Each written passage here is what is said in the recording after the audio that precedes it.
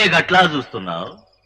నేనేనే జగన్నాయక జగన్నాయక జగన్నాయక పట్వారీనే. నీ జాతికి ప్రత్యేకమైన కోర్టు కావాలా?